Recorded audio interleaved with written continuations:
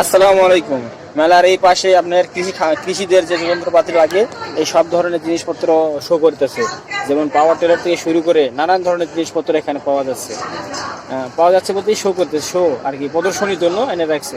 যেমন ছোট ছোট পাওয়ার টেলার, তারপরে এই যে এটা হচ্ছে হাল বোয়ার জন্য, কাদা কাদা হাল বোয়ার জন্য এটা রাখছে শো পিস। এই বড় বড় মেশিন এনে রাখছে। এটা একটা আপনাদের ধান ভাঙ্গা, তারপরে আটা গুঁড়া ময়দা, এগুলো গুঁড়ো করা মেশিন।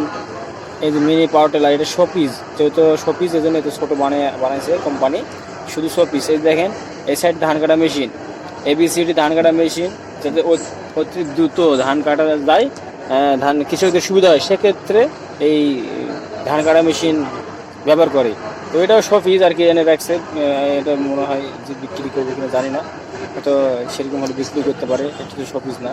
আর এই সাইডে দেখে নিন, এমন একটা প্রজেক্ট চালু করছে যে একসঙ্গে দুই পাম্প থেকে এক মেশিনে পানি উঠাবে, সেই প্রজেক্টটা আর কি শো করে রাখছে। আর এটা হইতেছে আপনার পেঁয়াজ, আমরা পেঁয়াজ ব্যবসায়ীরা পেঁয়াজ রাখবো, নষ্ট হবো না, এই জন্য এরকম সিস্টেম করে রাখছে আর কি, পেঁয়াজ যাতে নষ্ট না হয়। তো এরকম অনেক জিনিস শোপিসের জন্য রেখে দিছে, যেমন বাচ্চাদের খেলনা, এগুলোও শো রেখে দিছে দেখার জন্য। অনেকে চাইলে কিনতেও পারে, সেটা কোনো সমস্যা না। এগুলো প্লাস্টিকের খেলনা। এই কারেন্ট চলে গেল।